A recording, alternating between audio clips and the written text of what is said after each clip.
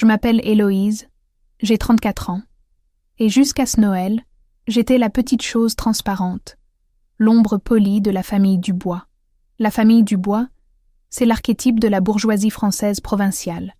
Des professions libérales, un certain standing, des dîners où l'on parle plus fort que l'on ne s'écoute, et des apparences, toujours des apparences, polies jusqu'à l'os. J'ai passé ma vie entière à tenter d'exister à la périphérie de mes deux frères, Paul et Antoine, les véritables soleils de la maison, l'un avocat d'affaires brillant, l'autre chirurgien prometteur. Moi, j'étais Héloïse, celle qui avait choisi la carrière de professeur d'histoire dans un petit lycée de province, celle dont la réussite, selon ma mère, Madame Isabelle Dubois, ne méritait qu'un haussement d'épaules et un soupir fatigué. Depuis mon adolescence, le poids de la déception maternelle était mon manteau. Chaque réunion de famille, et plus particulièrement les fêtes de Noël, était une épreuve rituelle, une sorte de tribunal déguisé en festin, où je devais justifier mon existence modeste face à l'éclat ostentatoire de mes frères. Ce Noël-là, cependant, quelque chose avait changé, mais ma famille n'en savait rien. Mon silence, mon nouveau silence, n'était pas celui de la soumission habituelle, mais celui d'une stratégie longuement mûrie, le silence d'une bombe à retardement que j'avais moi-même amorcée. Si vous avez déjà eu le sentiment d'être l'anomalie dans votre propre famille, le mouton noir dont on parle à voix basse, sachez que mon histoire est celle d'une résurrection silencieuse, d'une victoire sans cri.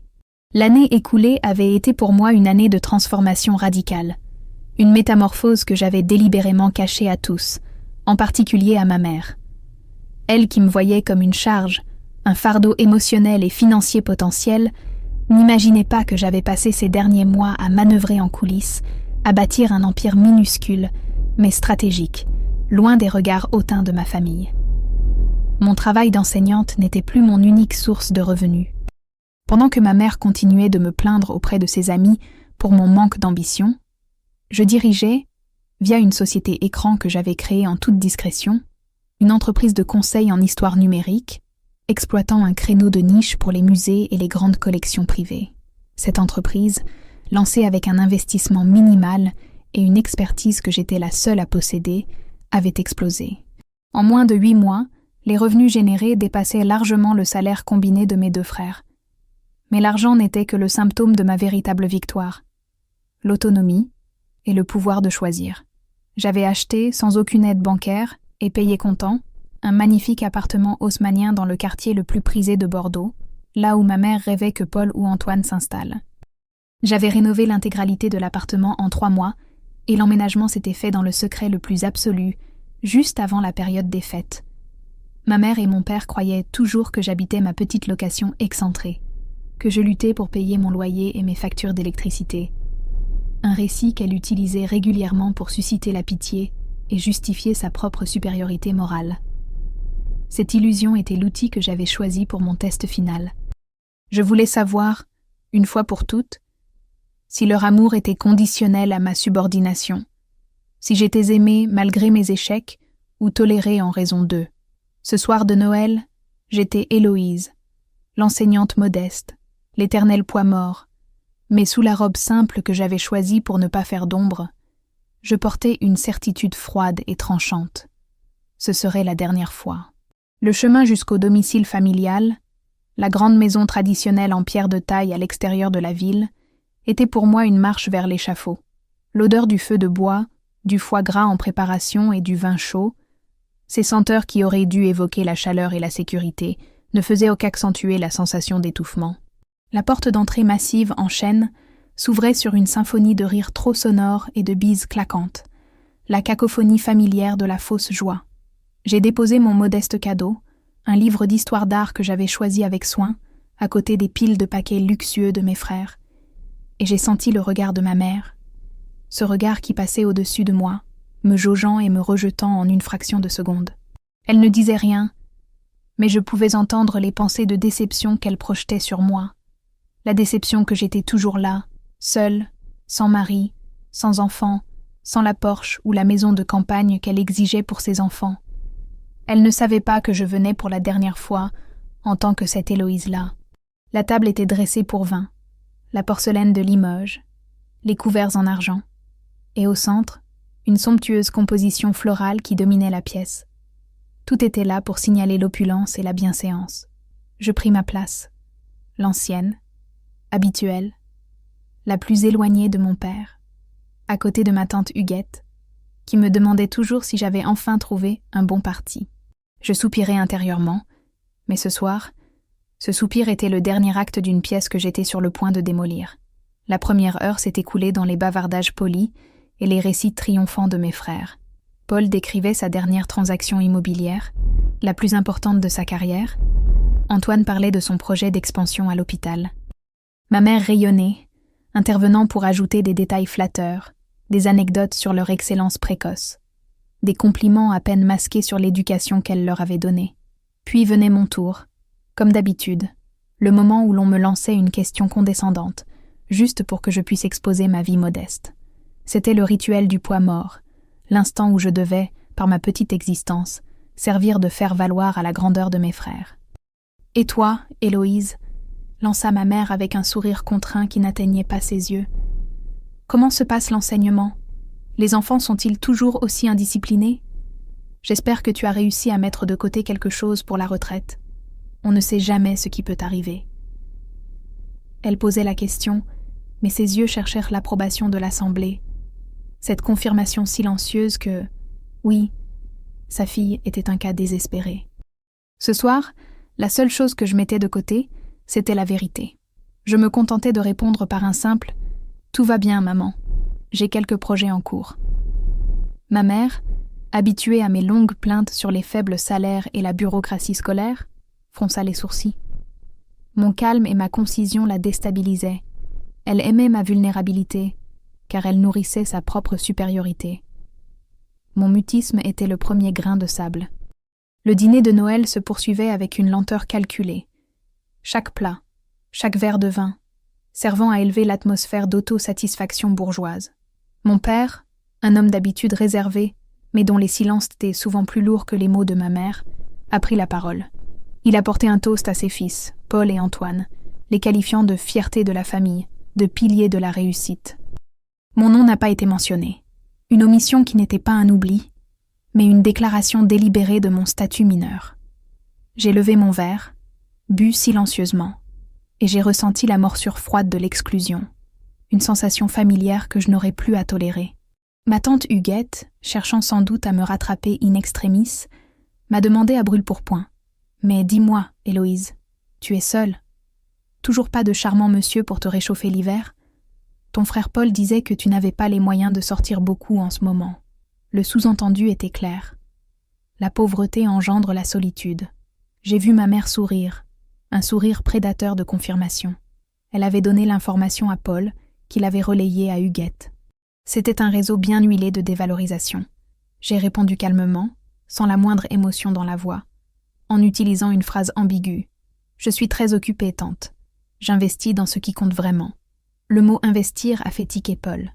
Il m'a regardé par-dessus ses lunettes de marque, avec ce mépris qu'il réservait aux gens qui parlèrent de finances sans rien y connaître. « Héloïse, ma chère, on n'investit pas avec un salaire d'enseignante. À moins que tu n'aies mis un peu d'argent de côté pour les vacances. Je peux te donner le nom d'un de mes conseillers, mais je doute qu'il prenne de si petits portefeuilles. » La suffisance dans sa voix était palpable. Il jouait le jeu que ma mère avait mis en place, me présenter comme la plus petite, la plus faible. C'est à ce moment-là que ma stratégie, la technique du miroir brisé, est entrée en action. Je n'allais pas me défendre. Je laisserais leurs propres mots, leurs propres suppositions, devenir les fragments qui allèrent les blesser. J'ai soutenu son regard, et au lieu de me vexer, je l'ai félicité. « Félicitations pour ton dernier contrat, Paul. C'est impressionnant de gérer des millions. J'imagine que le stress est énorme. » Paul s'est enflé de fierté. Il a passé 10 minutes à décrire les détails de sa transaction, la complexité des montages financiers, l'énormité des sommes en jeu. C'était une démonstration de force, un étalage. Ma mère, voyant que j'étais étrangement silencieuse et ne pleurnichais pas, a senti que la situation lui échappait. Elle a besoin de drames, de larmes, de ma faiblesse pour briller. Elle a commencé à s'inquiéter de mon avenir, mais d'une manière qui n'était pas de l'inquiétude, mais du jugement. « Héloïse, Nous sommes tes parents. Nous avons le devoir de nous assurer que tu ne seras pas un fardeau. Il serait peut-être temps de penser à prendre un deuxième travail, quelque chose qui rapporte vraiment. Les études, c'est bien. Mais la vie, c'est la réalité. Tu as presque 35 ans. Et tu es toujours dans la même situation qu'à 25. On ne peut pas éternellement t'aider, tu le sais. L'atmosphère est devenue électrique. L'oncle Jean, qui est toujours le bout en train, s'est éclairci la gorge pour essayer de désamorcer, mais ma mère était lancée. Elle avait besoin d'administrer la correction publique habituelle. Elle a enchaîné, le ton devenant plus aigu et plus cruel. Paul et Antoine sont en train de construire leur héritage. Ils vont nous laisser quelque chose dont nous pourrons être fiers. Toi, tu passes tes journées à enseigner la Révolution française à des adolescents qui s'en fichent. C'est admirable, mais ce n'est pas une vie d'adulte responsable. Tu es, très franchement, ma chérie. Et elle a fait une pause dramatique, balayant la pièce du regard pour s'assurer que tout le monde était attentif à son grand moment. Tu n'es qu'un poids mort pour cette famille. Le mot a été lâché. Poids mort. Non pas en privé, non pas dans une dispute discrète, mais à Noël, devant la famille élargie, devant les cousins, les tantes, les oncles, une vingtaine de personnes. La salle est tombée dans un silence si abrupt qu'on aurait pu entendre la neige tomber dehors. Ma mère, satisfaite de son effet, a souri triomphalement, attendant ma réaction habituelle. Les larmes, la fuite, l'humiliation. Mais ce qu'elle a obtenu, c'était le vide, la non-réponse, le silence glacial que j'avais pratiqué. J'ai gardé mon regard fixé sur elle, un regard sans colère ni tristesse, mais simplement analytique, comme si je l'observais, non pas en tant que ma mère, mais en tant qu'un spécimen intéressant que j'étudiais pour une thèse. C'est l'essence du poids mort stratégique. Ne pas réagir à l'attaque, laisser la cruauté de l'attaquant résonner dans le vide.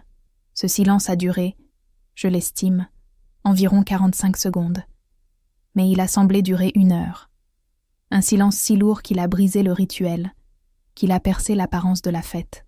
Paul et Antoine, même eux, étaient mal à l'aise, regardant leurs assiettes.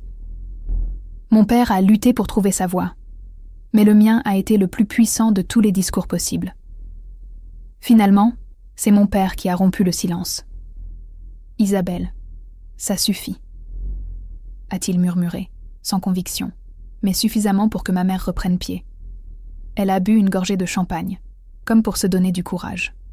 « Je ne fais que dire la vérité, Henri. Quelqu'un doit le faire. » Mon regard est resté sur elle. Elle s'attendait à ce que je réagisse, que je m'explique, que je pleure, que je lui donne le pouvoir de me réconforter ou de me rejeter à nouveau. Mais je lui ai refusé ce pouvoir. « Si c'est tout ce que tu as à dire, maman, » ai-je prononcé, ma voix si basse et si calme qu'elle forçait chacun à se pencher pour l'entendre. « Nous pouvons passer au dessert. Il est délicieux. » J'ai pris mon couteau à fromage et j'ai commencé à couper une petite portion de brie, agissant comme si rien ne s'était passé, comme si le mot poids mort n'avait été qu'une mouche que j'avais chassée. Cette indifférence totale, cette sérénité affichée, était le véritable coup de grâce. Ma mère a pâli. Elle a perdu le contrôle de la situation. Elle a tenté de se ressaisir, de créer un nouveau conflit. « Mais Héloïse, tu ne vas rien dire? Tu ne vas pas te défendre? Tu vas rester silencieuse comme d'habitude? C'est cela le problème avec toi. Tu ne te bats jamais. » Elle devenait hystérique, sa voix montait, brisant la façade de la parfaite hôtesse. « Tu ne peux pas t'asseoir là, à Noël, et accepter que je te dise que tu es un fardeau. Réagis !» Antoine, mon frère le chirurgien, a posé sa main sur le bras de ma mère. « Maman, arrête. Ce n'est pas le moment. »« Si, c'est le moment !» a-t-elle insisté. « Elle doit entendre, elle doit comprendre que nous sommes inquiets, que sa situation est précaire. Elle nous demande de l'aide tout le temps. » C'est là que ma mère a commis l'erreur la plus fatale. Dans sa panique, elle a dévoilé son propre besoin de me voir faible. Elle avait besoin que je sois l'enfant à sauver pour se sentir la mère accomplie et protectrice. Elle a continué, se tournant vers l'Assemblée. Elle n'arrête pas de nous demander des prêts, des petites sommes pour payer les impôts, pour les réparations de voitures, pour son loyer. Nous lui avons donné des milliers d'euros au fil des ans pour qu'elle puisse continuer son rêve d'enseigner. Et elle ne nous dit même pas merci, elle se tait. C'est de l'ingratitude. C'était une cascade de mensonges et d'exagérations. Mais c'était le cœur de sa rancœur. La vérité était que je n'avais rien demandé depuis 5 ans, après lui avoir remboursé le dernier petit prêt avec intérêt, mais elle s'accrochait à ce vieux récit comme à une bouée de sauvetage. J'ai terminé de couper mon fromage. J'ai levé la tête et j'ai souri. Un sourire sincère cette fois, mais qui n'était pas chaleureux. « Maman », j'ai dit, ma voix toujours calme et polie, je n'ai pas demandé d'argent à qui que ce soit depuis mon dernier versement, il y a 5 ans. Je travaille, je gagne ma vie. Ce que je fais de mon argent ne te regarde pas, ni personne ici. Mon père m'a regardé, surpris par ma résistance. Il savait que j'avais toujours évité la confrontation. C'était la première fois que je tenais tête, sans émotion, sans larmes. C'était le point de non-retour. Ma mère a éclaté de rire. Un rire nerveux et strident. « Tu gagnes ta vie ? Comment ? En vendant des cours particuliers à 20 € l'heure ? S'il te plaît, Héloïse, ne nous fais pas rire. Tu es seule. Tu es pauvre.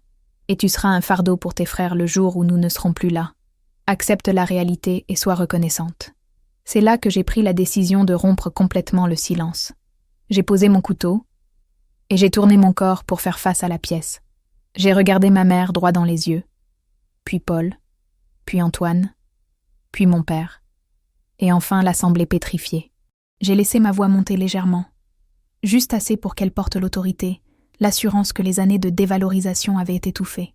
Je ne suis pas le fardeau de mes frères, ni de qui que ce soit ici. Je ne demande rien, ni n'attends rien. Je suis ici par obligation, par respect pour le rituel, mais pas par besoin. J'ai fait une pause, laissant l'idée s'installer. La vérité, maman, est que tu ne me connais plus. Tu ne sais pas ce que je fais, ni où je vis, ni ce que je possède. Et je n'ai pas l'intention de te le dire ce soir. Je suis venue pour la paix de Noël, et non pour une évaluation annuelle de ma situation financière. Ma mère a voulu intervenir. Mais mon père, voyant la détermination dans mes yeux, lui a tenu le bras. Mon silence et ma réticence à me défendre avaient créé une pression insoutenable. Elle avait tiré sur la corde, et au lieu de se briser, j'avais coupé la corde. La tension après ma réplique était suffocante. Ma mère s'est tue, non par compréhension, mais par surprise. Mon père a regardé l'heure, nerveux. Tout le monde savait que la soirée était ruinée. Il fallait une intervention extérieure pour changer le sujet. Et cette intervention est arrivée d'une manière que personne, surtout pas ma mère, n'aurait pu anticiper. C'est mon cousin Louis, l'historien de la famille, qui est intervenu. Louis, qui travaille pour une grande agence de patrimoine en France, s'était jusqu'à présent tenu à l'écart du drame, buvant son vin et observant. Il s'est éclairci la gorge et a dit, d'une voix forte, « Excusez-moi d'intervenir, mais je crois qu'Isabelle fait une erreur d'appréciation majeure concernant la valeur d'Héloïse. » Tout le monde, y compris ma mère, s'est tourné vers lui, les yeux écarquillés. Ma mère a ricané. « Louis, tu es gentil, mais je doute que tes connaissances en histoire fassent d'Héloïse une femme d'affaires. » Louis a souri, calmement. « Non, mais mes contacts professionnels le font. J'ai eu une réunion la semaine dernière avec la direction du patrimoine pour le projet de numérisation de la collection royale.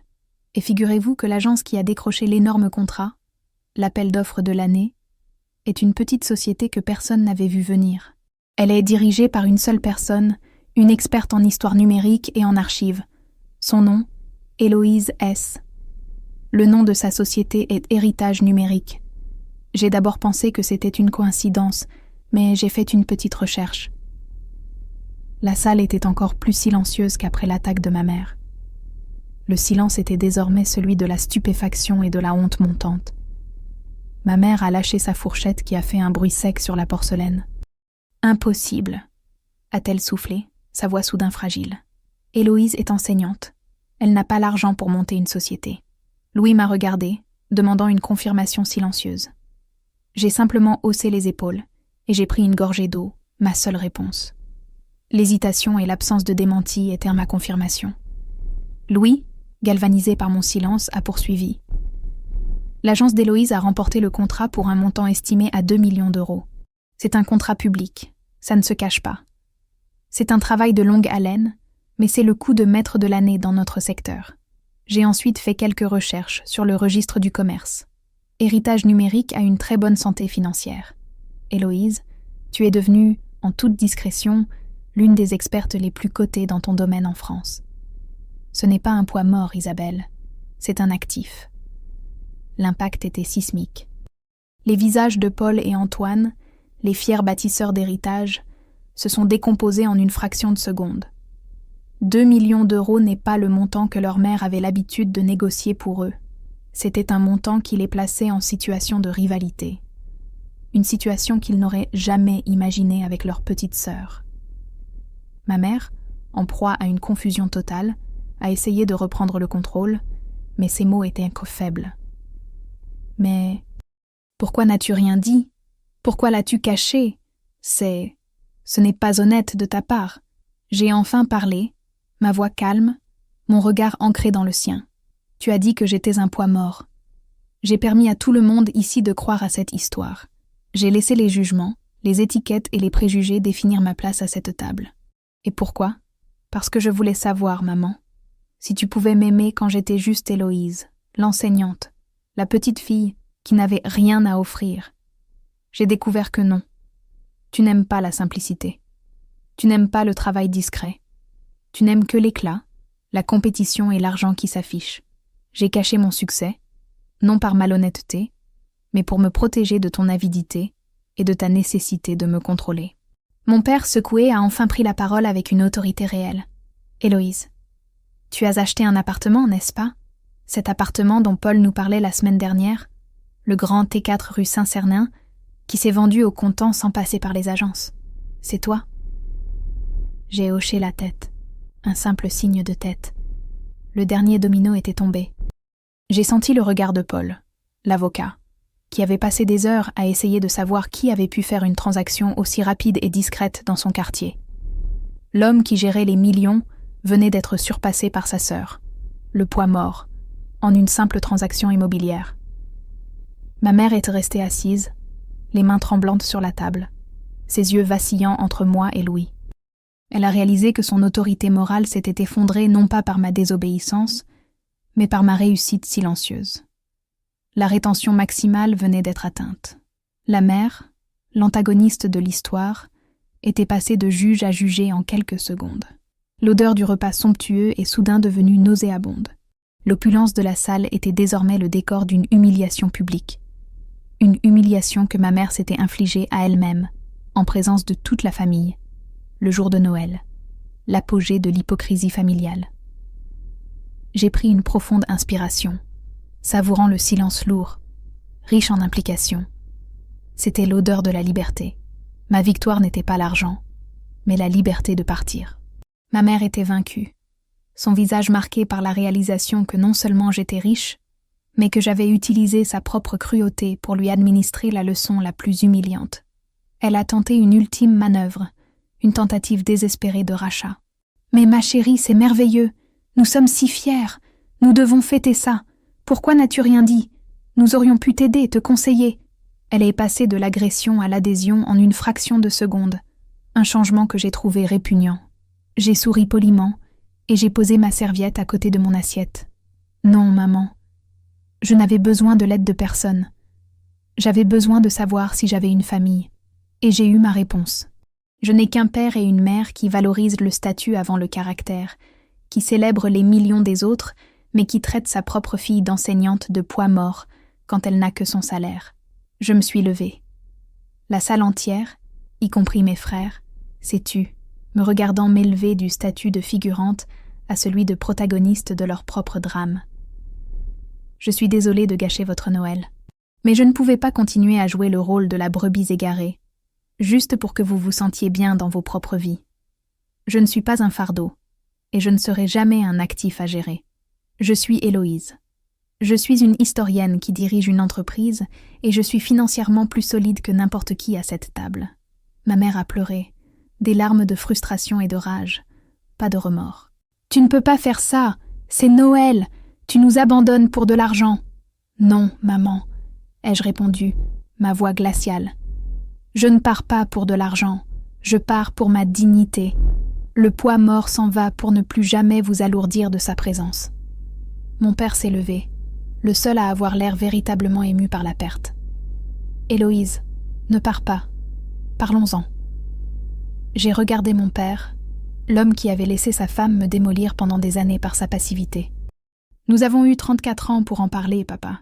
Ton silence ce soir a été tout aussi éloquent que les mots de maman. J'ai mon propre foyer maintenant. Un foyer où ma valeur n'a pas besoin d'être justifiée par un contrat de 2 millions d'euros. Je vous souhaite une bonne année, à tous. » J'ai ramassé mon modeste cadeau, le livre d'histoire d'art que j'avais choisi avec soin pour ma mère, et je l'ai laissé sur la table, intact. Ce cadeau, tout comme ma présence, était devenu un symbole de mon inutilité à leurs yeux. En partant, j'ai entendu ma mère crier, non pas mon nom, mais des mots sur le mal que je leur faisais, sur le scandale de ma trahison. Elle ne comprenait pas. La trahison avait été la sienne, et le scandale était son propre jugement. Je suis sortie dans la nuit froide, l'air frais sur mon visage soulageant l'étouffement des heures passées. J'ai conduit jusqu'à mon nouvel appartement, le magnifique T4 haussmannien, l'achat le plus puissant que j'ai jamais fait. En entrant, j'ai allumé les lumières du salon, où je n'avais pas encore eu le temps de déballer mes cartons. C'était vide, mais c'était le mien. C'était l'espace où la parole de ma mère n'avait plus aucun poids, aucun pouvoir. Le silence qui régnait dans mon nouvel appartement était un silence de victoire, de paix absolue. J'avais appris que la vraie liberté ne vient pas de la richesse, mais de la capacité de s'éloigner des personnes qui exigent votre subordination pour exister. La véritable richesse, ce n'est pas ce que l'on possède, mais ce que l'on est prêt à laisser derrière soi. Et ce Noël, j'ai laissé derrière moi l'étiquette de poids mort et la famille qui l'avait créée. Mon silence n'a pas seulement glacé la salle, il a mis fin à une vie de compromis et a marqué le début d'un nouvel héritage, le mien, bâti sur la discrétion, l'indépendance et le refus d'être défini par le jugement des autres. La froideur de la nuit extérieure contrastait avec la chaleur du chauffage de mon propre foyer, un chauffage que j'avais moi-même installé, payé par mon propre succès. Je me suis assise seule sur le parquet, écoutant le silence de la ville endormie, et pour la première fois, ce silence n'était pas celui de l'absence, mais celui de la plénitude. J'étais seule, mais je n'étais plus isolée. J'étais libre. J'avais gagné. Mon seul regret n'était pas le temps que j'avais perdu à chercher leur approbation, mais le fait d'avoir attendu si longtemps pour me donner ma propre valeur. La lumière des décorations de Noël du voisin filtrait à travers la fenêtre, douce et non jugeante.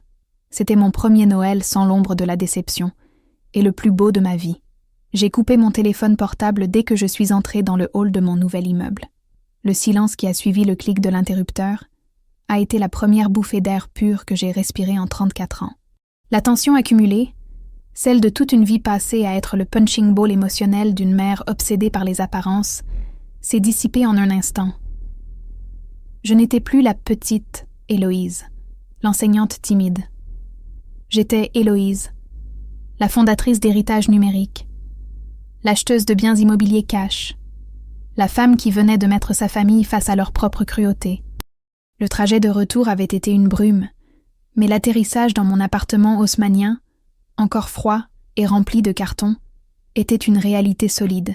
Ce n'était pas seulement un appartement, c'était un bunker d'indépendance, un monument à ma propre résilience. J'ai passé la première heure à marcher d'une pièce à l'autre, admirant les moulures, les parquets d'origine, le silence absolu. Ici, le seul jugement était le mien, le seul son, le battement apaisé de mon propre cœur. J'ai savouré chaque minute de ce silence, sachant qu'à l'autre bout de la ville, le chaos régnait. Ma mère ne criait plus contre moi, elle criait contre son image, une image que j'avais brisée. J'ai laissé mon téléphone éteint pendant 72 heures. Un test. J'avais besoin de savoir qui, dans cette famille, m'aurait contacté par amour sincère et qui par intérêt, par panique ou par besoin de clarification financière. Mon analyse a commencé 3 jours plus tard. Lorsque j'ai rallumé l'appareil, une avalanche de notifications a submergé l'écran. 163 messages, 52 appels manqués, une tempête de panique et de confusion. Sans surprise, la majorité venait de ma mère. Ces messages suivaient une courbe émotionnelle fascinante. L'agression initiale. Tu nous as trahis. Tu as gâché Noël. suivi par la victimisation. Ta mère est malade de chagrin. Comment peux-tu faire ça? Et enfin, la tentative de rachat et de fusion d'intérêts. Appelle-moi, parlons affaires. Papa peut te mettre en contact avec notre gestionnaire de patrimoine. Nous pourrions former une synergie familiale. Le mot synergie m'a fait cracher un rire froid. Il ne voyait toujours pas Héloïse. Il voyait un nouveau compte à gérer, une nouvelle source de prestige, un actif à intégrer dans leur portefeuille d'apparence. Paul et Antoine avaient envoyé des messages plus courts, plus directs et typiques de leur nature opportuniste. Paul, félicitations pour le contrat, impressionnant. On devrait prendre un café, j'ai des clients qui pourraient avoir besoin de héritage numérique. Antoine, maman est sous le choc, ne t'inquiète pas. Mais sérieusement, Héloïse, pourquoi ne pas en avoir parlé? On pourrait t'aider à structurer ça légalement pour l'optimisation fiscale. Pas une seule fois ils n'avaient redemandé si j'allais bien, si j'étais heureuse, ou si j'avais besoin de quelque chose d'humain.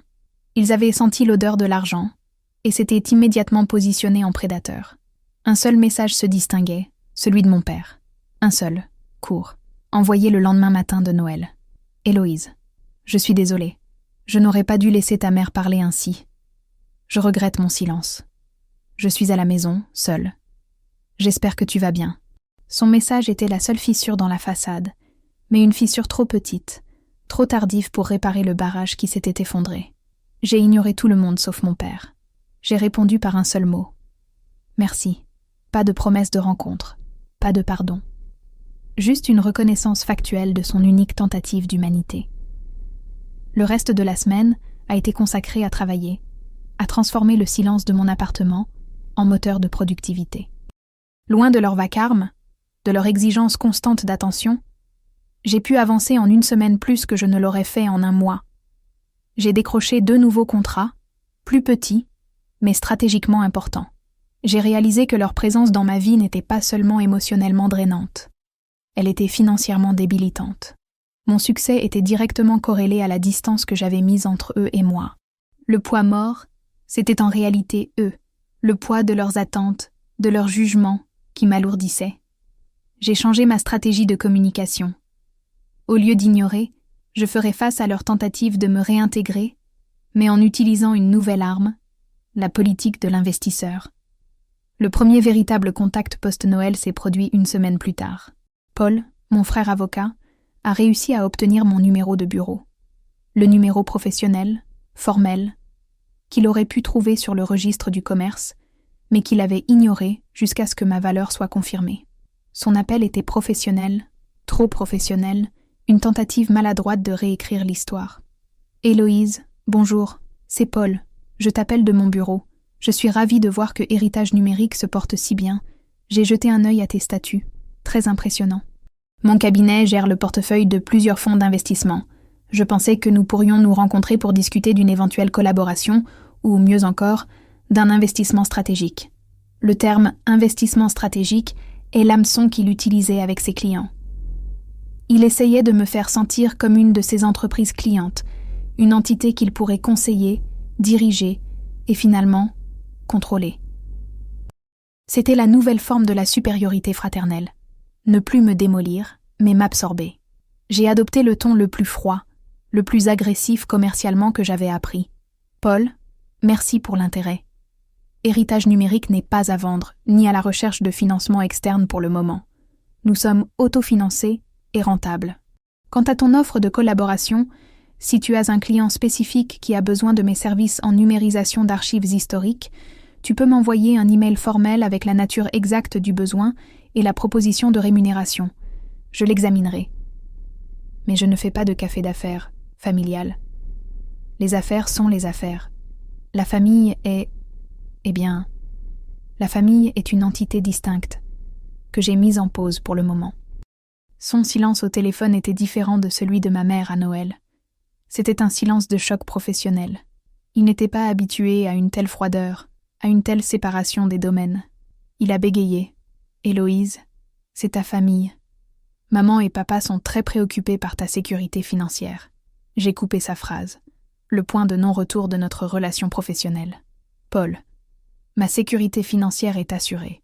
Si maman et papa sont réellement préoccupés, Ils devraient se concentrer sur l'audit de leur propre gestion immobilière, qui, d'après les rumeurs du marché, n'est pas aussi saine qu'ils le prétendent. Bonne journée, Paul. J'ai raccroché. Ce coup bas sur l'audit était purement spéculatif, basé sur des conversations d'agents immobiliers que j'avais entendues. Mais cela a servi son but. Le polémique et le curieux étaient maintenant chez eux. J'avais semé le doute sur leur propre stabilité, forçant l'antagoniste à se défendre contre sa propre peur. La réponse de ma mère fut instantanée, bien qu'elle n'ait pas eu mon numéro de bureau.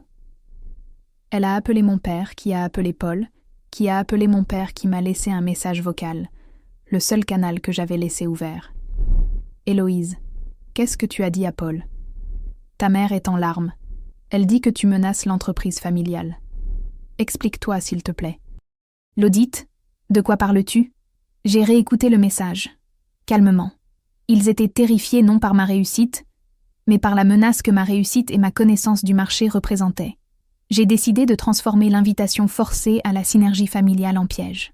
J'ai envoyé un email laconique à Paul et Antoine, copié à mes parents, sous le titre « Proposition formelle ». Le contenu était simple. Étant donné votre intérêt pour héritage numérique et votre désir de synergie, je propose un seul arrangement pour démontrer votre bonne foi. Je suis actuellement à la recherche d'un espace de stockage sécurisé pour des archives de grande valeur avant le prochain déménagement. Votre entrepôt désaffecté à l'extérieur de la ville, actuellement inutilisé, serait parfait. Je propose un loyer de 5 000 € par mois. Répondez avant la fin de la semaine. Sinon, j'en déduirai que votre préoccupation est superficielle. 5 000 € par mois pour un hangar dont ils ne tiraient rien, c'était une excellente affaire pour eux. Mais c'était un test de loyauté avec une clause cachée. S'ils acceptaient, ils seraient liés contractuellement à mon entreprise. S'ils refusaient, je pourrais utiliser leur refus pour justifier ma coupure totale, exposant leur hypocrisie au reste de la famille. Le silence de leur réponse a été plus puissant que tous leurs cris. Ils n'ont jamais répondu à l'email. Ils n'ont pas pu se résoudre à admettre que le poids mort était désormais celui qui pouvait leur apporter des revenus. Leur fierté de caste valait plus que 5 000 € par mois. Le refus silencieux de l'entrepôt a été le signal que j'attendais, le point de non-retour final et définitif. Ils avaient choisi l'orgueil et l'apparence de la supériorité plutôt que l'opportunité commerciale et la réconciliation. C'était la confirmation que j'étais seule dans cette bataille et que ma réussite devait être mon seul refuge. Le lendemain, j'ai pris une décision radicale. J'ai vendu l'appartement de Bordeaux. Oui, l'appartement que j'avais acheté cash et qui était le symbole de ma victoire. Cette décision peut paraître folle, mais elle était stratégiquement parfaite. La valeur de ce bien était le seul lien matériel qui me rattachait encore à leurs aspirations de bourgeoisie bordelaise.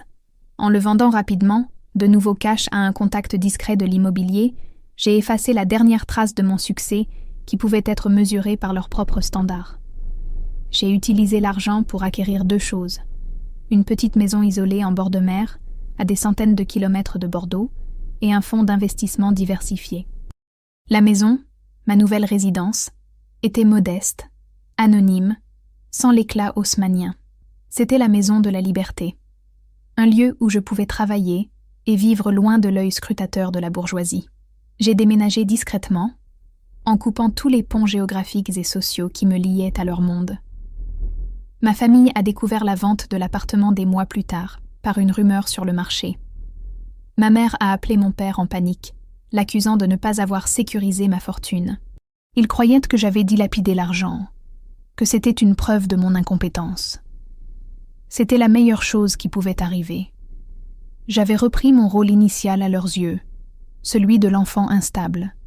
Mais cette fois-ci, c'était un rôle joué à distance, sans que je subisse leurs conséquences. C'était mon agressif adieu. Je leur ai donné exactement ce qu'ils attendèrent de moi, une tragédie financière, tout en me protégeant derrière une fortune bien réelle et diversifiée. C'était la leçon définitive de l'indépendance. La vraie liberté, je l'ai comprise, ne consiste pas à prouver sa valeur aux autres, mais à rendre sa valeur indéfinissable par leur mesure. Mon succès n'était pas l'appartement, c'était l'anonymat, le pouvoir de disparaître. La poids mort avait échappé au système, utilisant ses propres règles contre lui. Le travail avec héritage numérique a continué. Mes revenus ont augmenté. Et j'ai commencé à vivre une vie que j'avais choisie, loin des dîners, des bises claquantes et des regards calculateurs. J'ai mis en place un système pour que mon père reçoive une rente annuelle anonyme, une petite somme pour s'assurer qu'il ne manquerait de rien, sans qu'il sache d'où elle venait. Un acte de compassion silencieux, le seul lien que je maintenais avec mon passé, un acte de miséricorde, que j'ai refusé à ma mère et à mes frères. Je n'ai plus jamais revu ma mère ni mes frères. J'ai reçu des invitations à des mariages, des anniversaires, des tentatives de me rappeler à l'ordre social, toutes ignorées. La curiosité de la famille élargie était satisfaite par le récit que ma mère avait finalement réussi à construire. Héloïse avait fait fortune, puis l'avait stupidement perdue en un excès de folie. Il pouvait de nouveau se sentir supérieur, et moi, j'étais enfin libre. La petite maison en bord de mer est devenue mon refuge, mon bureau, mon univers. Je passe mes journées à restaurer numériquement des archives inestimables, à connecter l'histoire au futur, un travail noble, essentiel et profondément satisfaisant. La véritable richesse, je l'ai découverte, n'est pas le montant sur un compte, mais la qualité du silence qui entoure votre vie. Mon silence à Noël n'avait pas seulement glacé la salle. Il avait gelé une vie entière de dépendance et de douleur, me permettant d'en faire fondre une nouvelle, forgée par ma propre volonté. Je suis Héloïse et je ne suis le poids mort de personne. Mon histoire est une preuve que parfois, pour se sauver, il faut se retirer complètement du jeu de la famille.